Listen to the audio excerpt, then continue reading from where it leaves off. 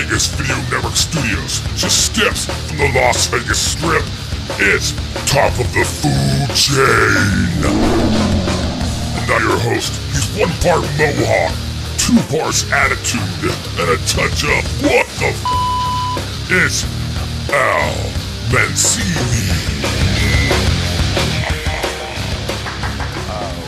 No one in the audience, only half of a crew here, and I'm still getting applause. That is great. Thank you, Jacob. Welcome to Top of the Food Chain on the Vegas Video Network. I am your host, Al Mancini, the offal meat in many ways of the local culinary world. And by that I mean I am a vital organ that you cannot live without. I love it. And yet many think I am disgusting and without good taste. But once you get to really dig into me, you'll learn that I am quite the delicacy. That was good. That was a good that joke. comparison that was right there, man. That was really good. He said he had 12 seconds to come up with a joke. Yeah, he did a good job. Not bad. We're going to keep the profanities to a minimum, though, because Jacob has to go edit them out for radio later.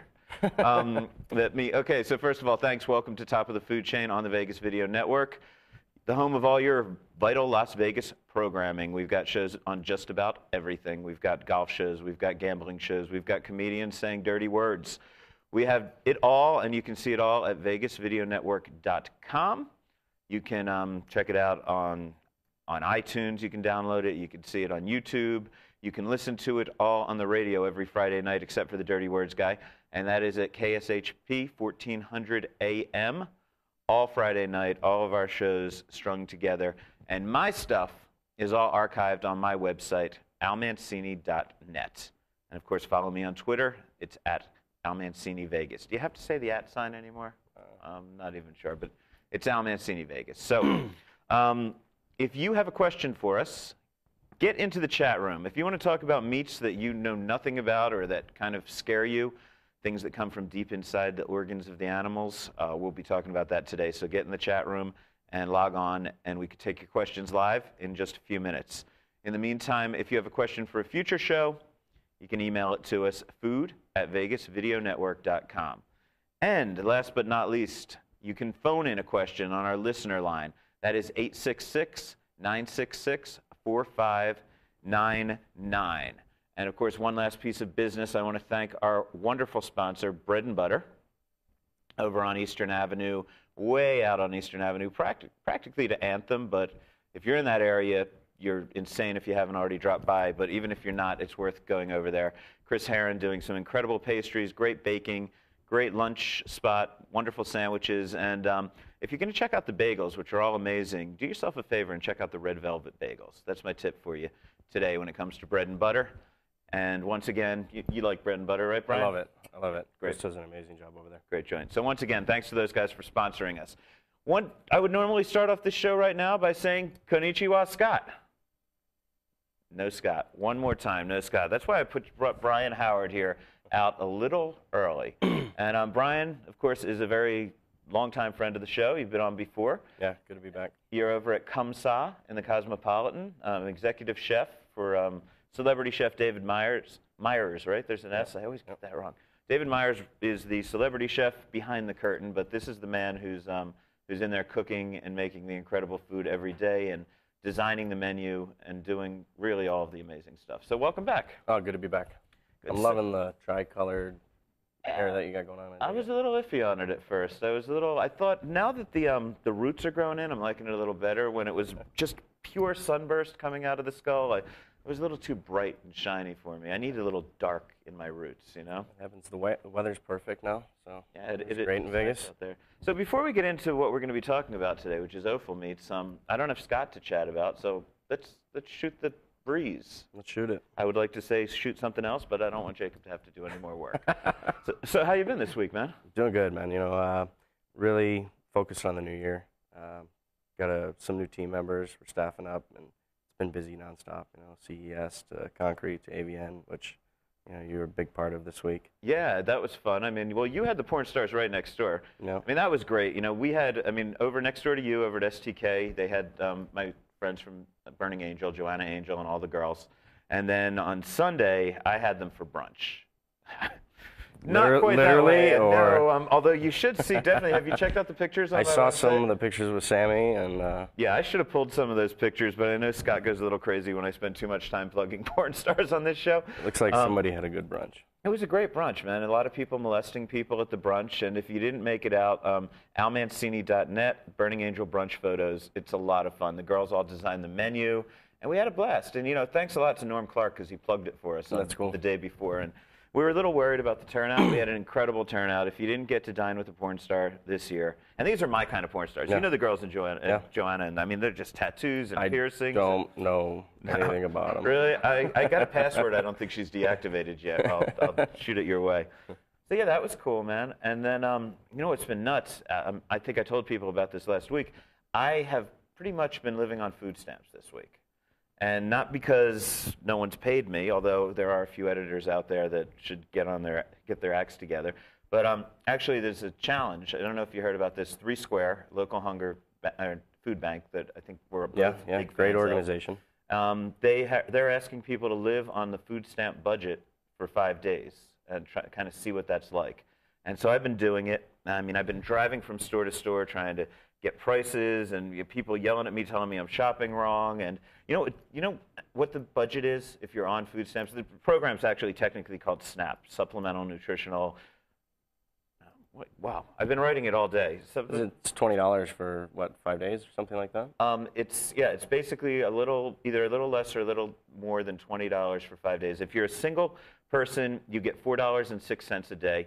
Because my wife and I live together, the wonderful government would only give us $3.93 a piece a day. So it's actually coming from the government? No, we're shelling out of my own pocket. Right. Gotcha. For me, that's a huge savings, the way that I normally absolutely. eat. But it's been very enlightening. I won't go into details on it. But everyone out there that's wondering why there's no booze on the table, I can't actually put anything into my body for this 5-day period that you can't get with food stamps, the SNAP program. Supplemental Nutritional Assistance Program, by the way. I singed there. So, obviously you can't buy alcohol. You can't eat at a restaurant. I mean, I can't remember the last time I went 5 days without either alcohol or eating in a restaurant. I mean, it's been nuts. The water, I actually splurged yesterday for bottled water. For the first 3 days, I was drinking tap water. And I had a little extra money, so I went out and I bought a gallon of water at the supermarket last night. That was my big splurge. I'm sure certain politicians would think I don't deserve it, but and I brought this from home. This is part of my budget. So, well, I commend you for what you're doing. I mean, it's an amazing feat that you're attempting. We'll see. We'll see how if I don't go insane by the end of the week. I think I'm going to have my alarm clock set for midnight, and it's going to be like hit the local restaurant/bar and just it's rough, man. But I think I'd encourage people. You'll see it in next week's City Life. You'll be able to read kind of my diary of what I felt this whole week. It'll come out next Wednesday night. And also on my blog, I am actually going to outline what I ate each day and how much it cost. Because you can get, we'll go into it. You guys could check it out. Do you find that you've taken a different approach to how people are viewed when they're on food stamps? Yeah, I mean, I think that, it's weird, and I'll go into some details on it. But, I mean, for example, I got overcharged by a cashier, and I didn't notice it at the time. But it was $3 on a pack of sausages that I was only buying because they were 75% off, and I got overcharged $3, and that's almost my full day's food allowance. Right. So I went home and I ate it, and then I'm thinking, wow. And then I looked at the receipt. My wife looked at it and said, you got overcharged. And I'm like, wow, I've got to drive back and show somebody an empty package with a price tag on it, and then show them my receipt to get $3 back. And I'm thinking, there was a time when I probably would have looked at somebody who was doing that and been like, oh, come on, man, it's only $3. Right. Now I'm realizing that's almost a full day's food, and really kind of teaches you worry about who you roll your eyes. Be careful about who you roll your eyes at, because you don't necessarily know, where this person's next meal is coming from. Oh, that's true. So, but we're going to talk about some food that I definitely can't afford right now. In a second, we're going to be talking about offal and other lesser meats with Brian, who is probably this town's master of that. I think you've dethroned Mario Batali in that. Oh, wow. In that position. But we'll be back right after this message. Wow. Traditional media believes that after about 3 minutes, you'll tune out. Most Vegas media companies think if it doesn't jiggle, you won't tune in. At the Vegas Video Network, we think both are wrong. The Vegas Video Network is the first and only live online broadcast network that specializes in insider news and expert views about Vegas. We combine great storytelling with the ability to watch when and where you want on your computer, mobile device, or television. Discover the real Las Vegas. Visit VegasVideoNetwork.com.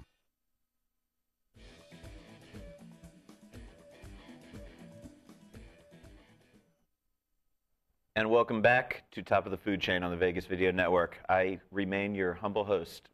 I remain your host, Al Mancini. And with me today, a good friend and one of this town's, I always like to say up and coming, but I think you're pretty much there now, one of this town's top chefs.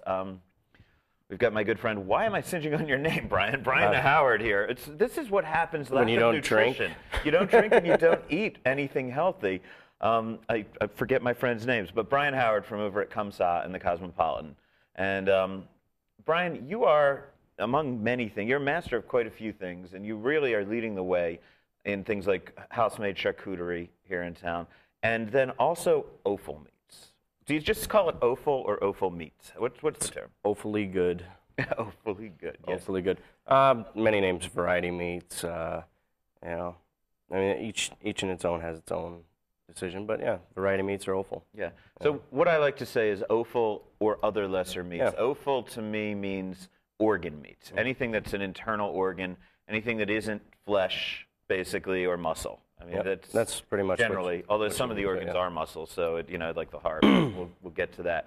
So these are the things that most of you are scared to eat, and these are the things that in many societies were the very cheap meats, and now gourmet chefs are out there making incredible treats out of them.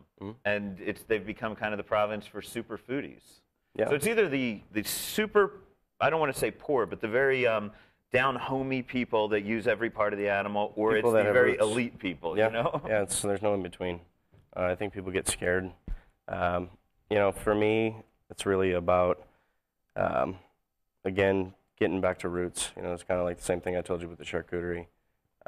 But nonetheless, not wasting anything. If you're going to kill something, utilize the whole thing, and don't waste anything. Well, Mario Batali is well known for using these offal meats, and he once told me that the reason is because in Italian cooking, as opposed to French, so you're you're cooking in a French restaurant now, but he said in Italian cooking, it was really the great recipes came from poverty.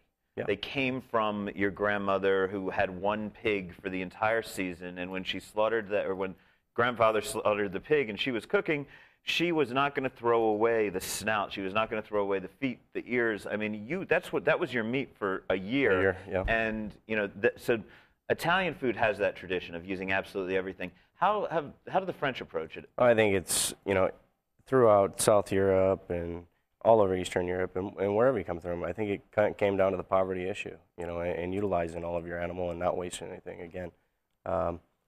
It's different in every region, but I think that's what it boils down to. Don't waste anything. Right. Now, a lot of these meats that we're going to be talking about today, I mean, if there weren't chefs like yourself making food out of them, what would these slaughterhouses be doing? Would they be in dog food somewhere? I mean, what? That's exactly. Or hot dogs maybe, and they wouldn't tell us? No, I think a lot of it, what doesn't go into food is utilized in fuel and byproduct for animal food as well. And it's kind of a shame because we're talking about some incredible dishes. Brian, every Wednesday night you do an offal menu over at Comme Ca. Yeah. And also, let's tell people how to pronounce it. It's Comme Ca. I don't know what that letter C with the squiggly is. What's that letter called? It's a French C, I guess. French C? Okay, but the cum doesn't have it, only the Sa. So. Yes. Anyway, but it's C-O-M-M-E and then C with the squiggle A, and that's how you pronounce it. A lot of people ask me how you pronounce that. Yeah, people debaucherize it all the time. But, yeah. What's the worst pronunciation you've heard? Comme Ca. Comme Ca. Yeah. As if you were an Asian restaurant, right? But great restaurant in the Cosmopolitan. Thank you. Great restaurant among many great restaurants over there. It's got to be tough working among that much talent, and yet you have really carved out a name for yourself. I mean, do you like being surrounded by so many great, the Cosmo has really become a culinary center in this town in a year, 13 months. And there's so many great restaurants there. Are you glad, or would you rather be like the one shining star among them? No, I'm not. It's not about that for me. I've told you before, not looking to be a star or anything like that. I just cook. I do love competition, and I'd rather be at the top with the best. And be surrounded by good cooks. But what it boils down to is we're just cooking good food. Cool. We're not superstars. So every Wednesday night you do this Offal menu. Explain, how many courses, how many ingredients, how do you do it? Well, every week we, throughout the menu you'll find a lot of organ meats on some of our dishes as it is. But every Wednesday we feature a dish, or we focus on a primary Offal cut. Yesterday we did calf testicles, which I thought... That's right. Yeah. You heard the man correctly. He said calf testicles. Yeah, balls. Which are actually pretty large. We have one here. That's shrunk down a little. This is shrunk down? Put a fork in it. Oh, man, I don't mind. Where are we putting... I'm not going to eat it raw, but yeah, there we go. So that's a calf testicle in its raw form. So my goal for the day was to sell one. Yeah. Sell one. And one whole testicle or one order? One order. One order? We sold 30. Wow. And I was like, wow, this really has a place, more than I knew. And I'm really trying to reach out to the community in Vegas and really pull out those foodies that are interested in this and get a built-up kind of group of people that come in every Wednesday for this. Because we're featuring great things. Next week we got, lamb stomach that we're going to do like a take on haggis with. For those that don't know what haggis is, but basically kidneys and lungs and kind of like a stuffing, and you stuff it in the stomach and braise it, It's pretty funny because one of my editors just asked me if there was any place in Las Vegas where you could get haggis. No. And I couldn't come up with a next single Wednesday, place. you So can next come Wednesday see us. at your place. So has it become kind of a foodie hangout, or is it just people that are hotel guests that are adventuresome and try it off the menu?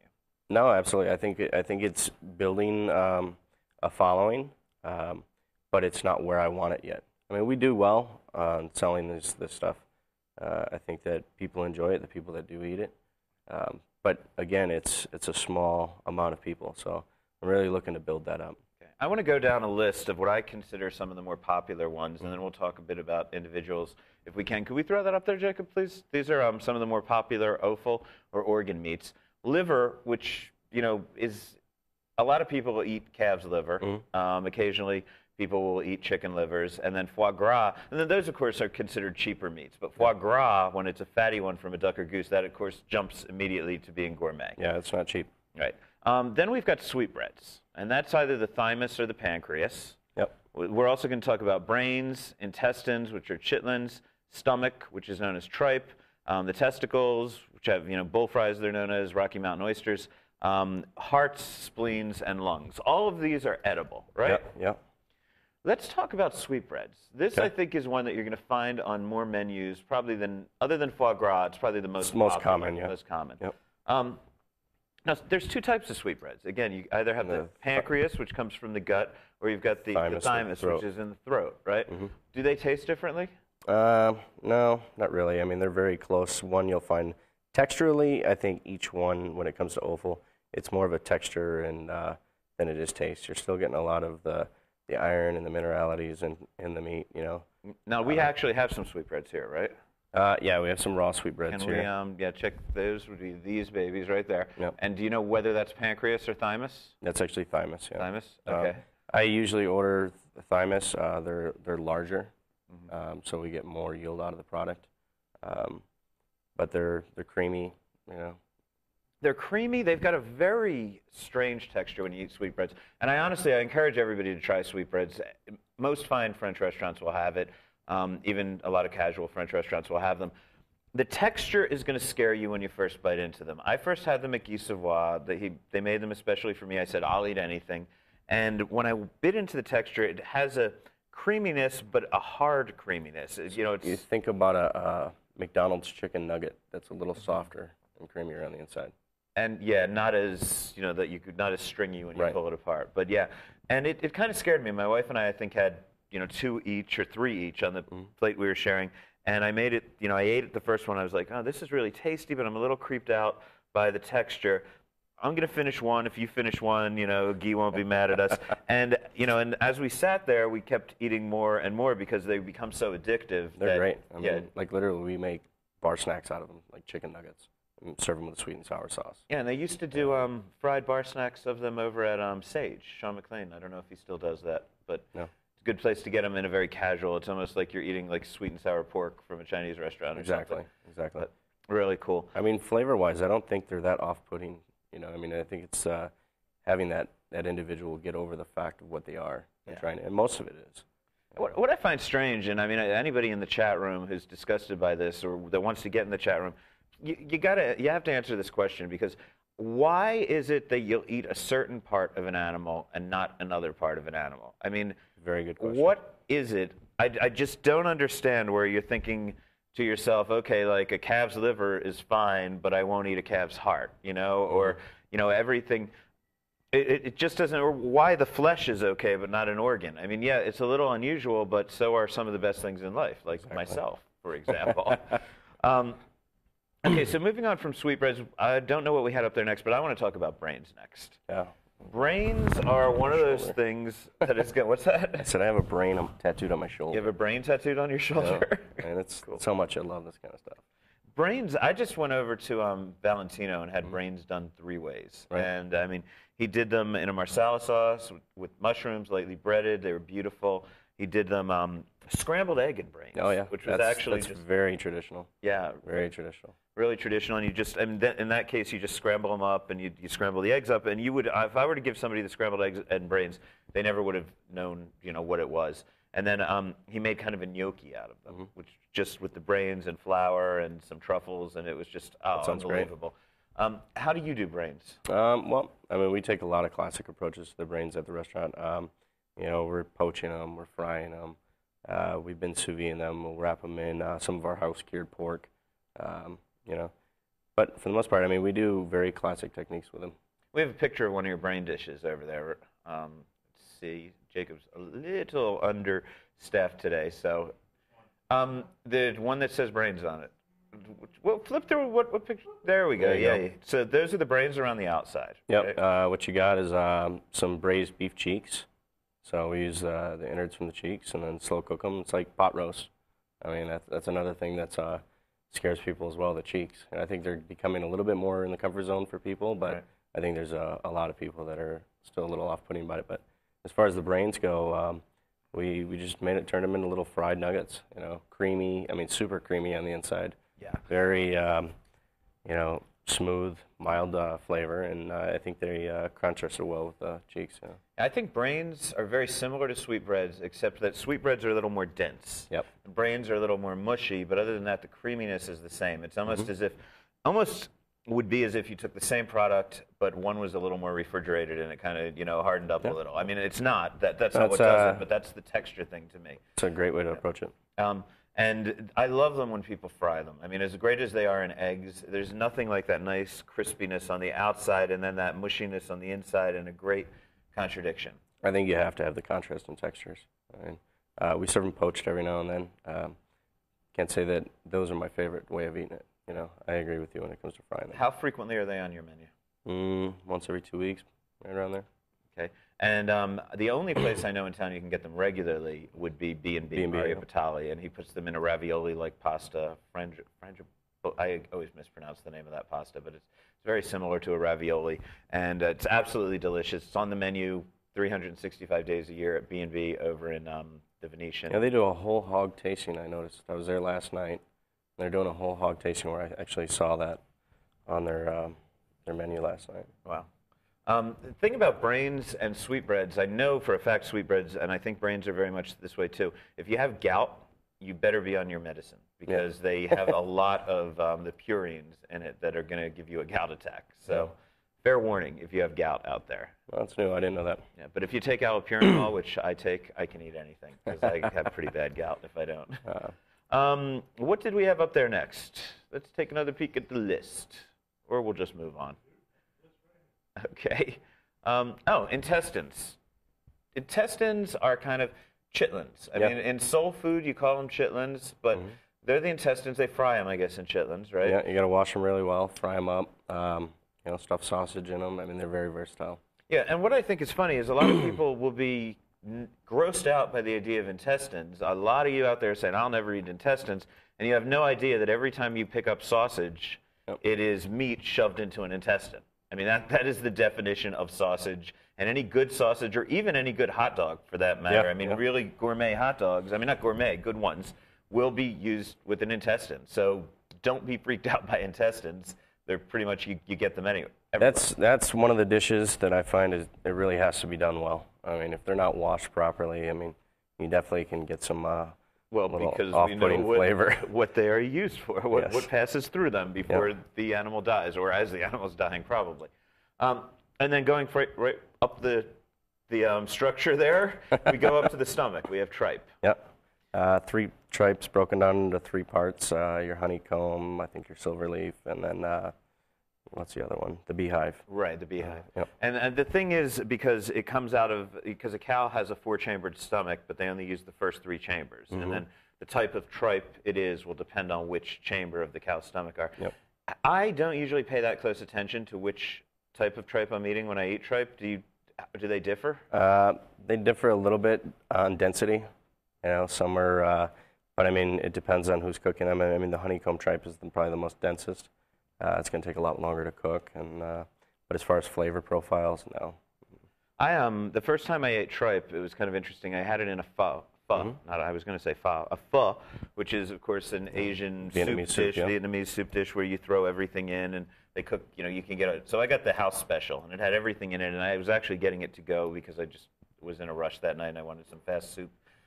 And I took it home and I was eating it, and a lot of noodles in pho. And a lot of meats, and I'm eating this weird kind of crunchy that I thought was like a weird crunchy glass noodle. You know, I wasn't even sure what it was. And if I were to have given it to anybody and told them that it was a kind of crunchy glass noodle thing in a mesh form, no one would have questioned that fact. If I told them it was tripe, Very chewy glass noodle. yeah, but if they're not cooked properly. right, but that's just my first impression of it. And then I came to realize what it was that I was eating was tripe. And, it's not one of my favorite dishes, but you can get it everywhere. I mean, very popular in Mexican food. It's a main ingredient in menudo, right? Yep. Mexican tripe soup. And you can get it, if you want to try it for only a couple of bucks. Have you been to, it used to be called I Love Arepas, but I think it's Viva Arepas. Yeah, I haven't been. Right next door to Dino's, which is one of this town's top dive bars, right across the street from Olympic Gardens, where you can see naked ladies. There's a little stand. It's called Viva Arepas. Great place, by the way.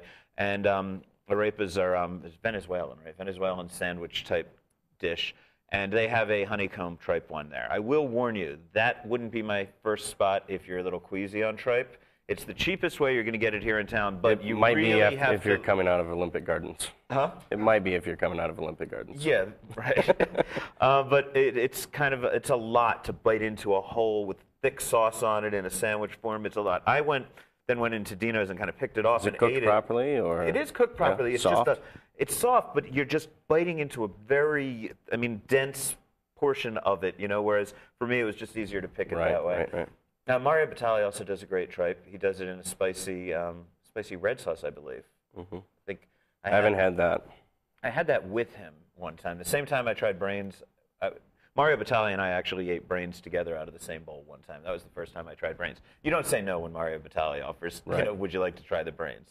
And I had tripe over there too. And you can get it at a lot of places. But again, that's a dish that is more consigned to I don't want to say poverty, but to the people's kind of food. It's something that a lot of cultures. Inexpensive. It is. It's very, very inexpensive. I mean, any of the Mexican markets or Asian markets in town, I mean, you can pick up a package for like $1.20, I think, for like 2 pounds of it. Right. What else? Kidneys. Kidneys. Talk about kidneys. I have only had kidneys in kidney pie, which is a British dish. Humble pie, and that's kind of where the word humble comes from, the deer innards. And that's where that old saying, what was it? Something about a humble pie. You remember the saying? Eat humble pie. Yes, eat humble pie. Basically, yeah. Take it easy and be humble. But that's where that comes from, the kidneys and whatnot. Didn't know. So, how would you describe the taste of kidneys? I know a lot of chefs.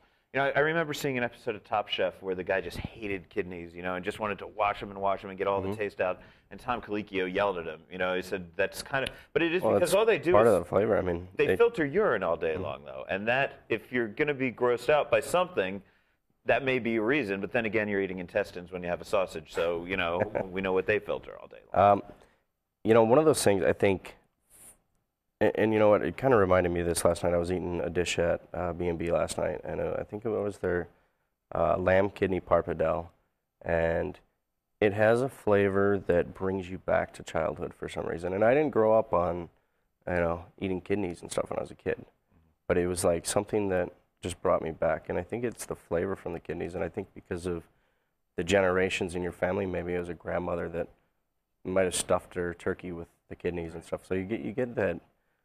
It's very heartwarming flavor. I think it's pretty approachable, and I think it is. I'd say other than liver, it's probably the most approachable of all these organ meats for people because it doesn't have a really bizarre texture, doesn't have a really offsetting, I don't know. It's like something. Eating a little piece of beef or So, you know what? I want to go back. All of these animals, what animals do these parts come from? I mean, for the most part, I know brains come from lambs. Well, and you can calves. get lamb, calf, pig, but I mean, typically Well, I people know they all have one, but what's generally? Well, I mean, typically it's calves or even full-size cows, but typically the calves and then lamb would probably be second to it, just due to the size, I think, and the flavor profiles. Tripe is almost always going to be stomach. Yep. Cow stomach. Sweetbreads are always from a cow.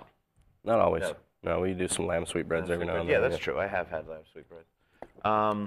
Okay, moving on, we've got heart. Yep. That's one that I think, that's an interesting one when you eat heart because the heart is a muscle. Mm-hmm. So as much as it's an organ, it is also very different than other organs in that it's got that toughness of a muscle. The way I think, and this is the preparation that we've done with it now, is treat it like a steak tartare. Really? Yep. Eat it raw, dice it up because it takes on that same kind of texture, and then we fold in warm, crispy sweetbreads into it. Season it the same way you would with a steak tartare. There was I think, Peruvian restaurant that used to be over on my side of town that just had the kind of strips on a skewer. And it was tough, but well-flavored, and it was very tasty. We've tried sous vide it. Comes out pretty good. And you're slicing it thin and grilling it. But for the most part, when we utilize it, we're eating it raw. I like some raw heart. Cool. You've got blood sausages up here, everyone. What is in these babies? Can I pick one of these Absolutely, up? So these consist of coagulated pork blood. Coagulated pork blood. So fresh, again, no waste. I mean, train the pig, save the blood, make sausage out of it. Right. So we got some pork blood, cinnamon, sugar, some salt. We're carrying salt, pork casing. And you can find those a few places in town. Yeah. Spanish. Well, in town, a couple of the French restaurants. I think Spago, you can get it as part of a platter. And so. But Spanish and French typically was where you'll find it majority of the time. We had spoken about tripe. I know I'm bouncing a little all over the place, but I had read, and I didn't realize this, that I guess in French andouille sausage, they a lot of times grind up tripe to put inside. Yep. Now, if I'm having in New Orleans something with andouille sausage, is that actually going to have tripe in it? I don't think so. I think they're more based on the spices and the ground pork butt and whatnot that goes into it. I actually had that conversation with my sous chef today because he says, I'm going to make some andouille. And I said, are you going to put the tripe in there? He's like, oh, I didn't know there was tripe in there. I was like, yeah, traditionally. Yeah, but I think it's more of that's the way the French do it. I don't think you're going to find it in North Not America. in Southern, no. Often. Okay, now we spoke, those are offal. Those are most of the organs that I think we hit on. And hopefully people are still watching. I'm just scared that a lot of people out there are saying, oh my God, I would never eat any of this. Why am I wasting 15 minutes of my time? Honestly, people, this is good food. This is not, we were talking before the show. Anthony Zimmern, he does that show, Bizarre Foods. Right. And he eats all of this kind of stuff. And I admire the fact that he has a show where he's eating this, but I almost feel that he kind of raises it to this level of a freak show or a dare. Absolutely. And I think that's going to kind of put people off from trying these dishes. And I don't really think you should be put off from trying this stuff. Yeah, it's offensive to people's cultures, too. Yeah, it is. I mean, this is people's roots. Right. And again, I mean, it pays tribute to the animals. I mean, vegetarians should applaud this because, it's using at least every part of the animal. At least not throwing away and wasting. I think you just lost 5 viewers. Yeah. I think if we had vegetarian viewers, they were not watching this show. I can almost assure you. I'll do a vegan show coming up soon, I promise you guys. So anyway, that's the offal stuff. Seriously, I encourage you guys to try it. When you're in a French restaurant, try sweetbreads. It's you know, it's easy to find, and they can be done so many different ways, but they're wonderful, and you will fall in love with them, or you can ship them to me and I'll eat them. Yeah. I mean, I'll yeah, take and care there's of your sweetbreads, and those are actually wrapped in bacon, right? Yeah, and some house-cured bacon. I don't really remember what else we served with it. It looks like some onions and sauce or something, but. And we were talking about tripe earlier. I'm just going to throw a picture up here of tripe, too, for people that haven't seen it. There's some raw tripe. You've got some great photos, man. Thank you. Thank you. And yeah, and again, that's the stomach of a cow. So now that we're done with the offal, I want to move on to things that often get thrown in with it, which is what a lot of people, in fact, I think our friend Gary Lamort is the first one I ever heard use the term, but the lesser meats, things that people don't like to use. And there are three main ones that we tossed up here.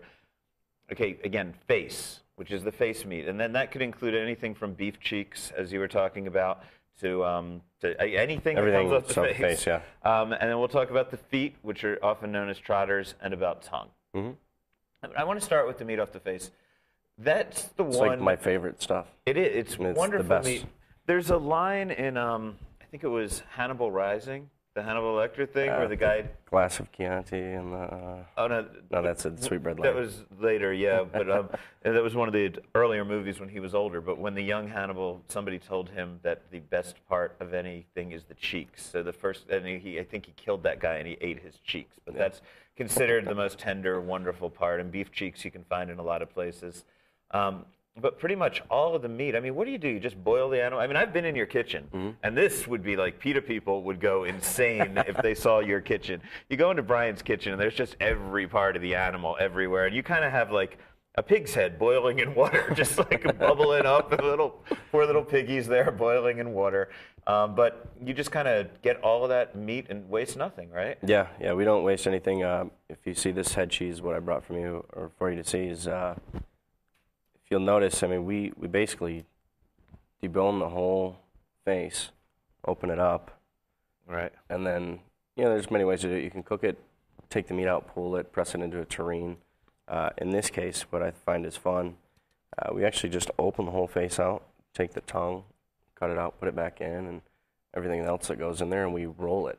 We roll it, and then we wrap it like a mummy. Really good to me right now, and I'm like extraordinarily unhappy that I could not eat it on my food stamps budget because I would just dig in right now. Give me a food stamp, I will. I get a feeling that piece would be about a month's supply. That's actually, I mean, head cheese is not terribly expensive. No. I mean, you included it in part of your charcuterie platter with 3 or 4 other types of charcuterie, and what's a platter like that cost you? Well, we serve, I think, 8 types now. 8? There. Okay. We moved up to 8. We went from 6 to 8. We're charging $25 for it. Okay. So, but I mean, at the end of the day, the amount of work that goes into what we're doing is labor intensive. So. Right. So yeah, head cheese is sort of when you press it into a charcuterie press meat type of situation. Gelatinous, meaty, robust, rich. And then we spoke about cheeks. Any other ways that you serve, face meat? I've had it in tacos. Yeah, I mean, Mexicans, you get it in tacos. I forget the name for it, but it's a hard question to ask me. Like, is there any way to do it other than that? Because I mean, you can do anything with anything. I think. Right. Well, I mean, traditionally. Traditionally, yeah. I mean, very slow braises. I mean, I think is where it typically comes from. Slow cooked is the best way to probably eat it. Okay. They tend to be a little tougher, so you want to cook them for a long time, and so they eat well. Now, trotters, of course, are feet. And, this goes back to, I mean, probably back during the Depression or whatever, pickled pig's feet was just something that you'd, gnaw on. But you can find them definitely in a lot of fine dining restaurants as well. I'm not a big fan, only because it's a lot of work to get to the meat. You barely see trotters on my menu. No. It's a lot of work. We'll do it every now and then. We'll do a little trotterette and something like that, but it's a lot of work. I mean, because all of the joints down there and the knuckles, and you're just gnawing on a pig's foot trying to get anything you can out of there. For my cooks to clean them, I mean, it's really about just getting the meat from in between the knuckles and everything. Right. Pig knuckle, that's another good one too, though. There's an American dish. It's like it's a Philadelphia something. I do not know. See if you can Google it, Jacob. With all the other things he's doing over there. But it's like boiled pig knuckles and stuff that, hagao, right? The dim sum dish. Right. Those are good. Find it in there. And then I guess last but not least, we had tongue. Because tongue, I don't necessarily know whether to consider that a meat or an offal, whether it's an organ or where would you, I mean, it doesn't really matter where you No, classify I think it. I think it's pretty typical. Though. You see that quite a bit now. Yeah. Well, a lot of Asian restaurants, especially Japanese, they do the beef tongue. And If you get tongue done wrong, it can be really tough because it is a muscle. Yep. You know, I've had tongue at your place that is just phenomenally tender, wonderful. Again, our friend Gary made me tongue one time that was super tender. But a lot of times it can be tough. What's the secret to making tongue not be feeling like you're making out with a cow?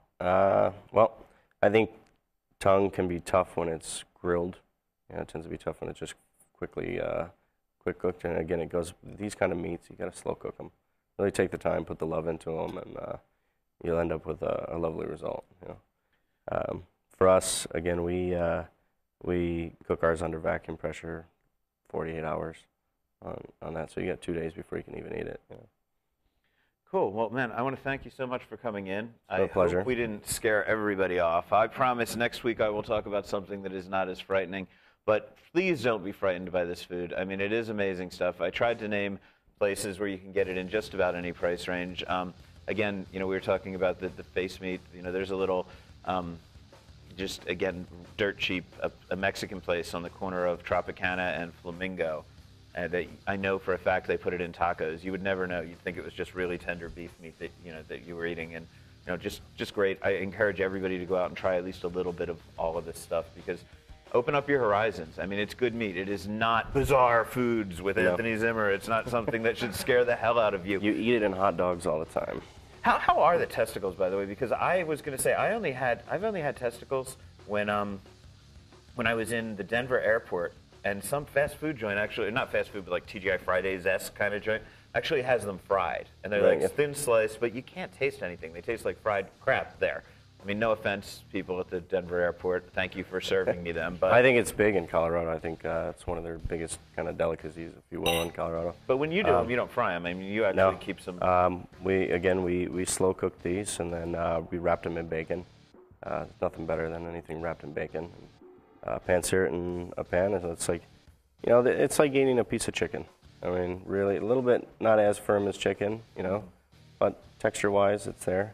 Flavor-wise, it's got a little liver to it, a little irony to it, you know. Right. The comments that I got last night were, you know, your balls taste great. You know? I'm sure you've heard that from people before, but. Yeah, that's what I felt like. Never mind. You know what? We're out of time, and I don't want to offend any more people than I've already offended. Again, thanks for checking this out. Every Wednesday night. Yeah, get down and come see us. Yeah, an Offal tasting menu over there. Also, are you doing the truck stop anytime soon? Maybe. I know we talked about it, me and Joe. I'd love to battle again. I'd love to challenge somebody again. You helped pick the ingredients. I did pick the ingredients. Oh, yeah. How was it? I didn't get a chance to make it. It was good. But anyway, we'll talk about that more, I guess, afterwards. I just wanted to see if you had any other special events. Also wanted to throw a shout-out to my friends over at Embers. They're doing a bourbon tasting dinner. I think it's on February 3rd. It's definitely next week. Go to their website or go to my website, almancini.net, and you can find that because there's nothing like pairing bourbon with food. And they were going to come down and talk bourbon, but they didn't have the time, but still wanted to send them a shout-out. Me, I will be surviving on less than $4 a day through the end of tomorrow. Then you will find me at just about any restaurant that will feed me because I had to cancel about 4 press dinners this week. In the meantime, follow me on Twitter, Almancini Vegas. Go to my website almancini.net, and you can see all of my wonderful adventures. And of course, buy the book, Eating Las Vegas 2012 edition, out now. The 50 essential restaurants plus a whole bunch of other great restaurants. Pick up a copy of the book, and you can argue with me about who belongs to be in there. I will be back next week. This is what happens when I don't drink for a week. When I get tongue-tied. It's insane. I'll be back next week. We'll be talking about something that won't scare as many of you away. Thanks.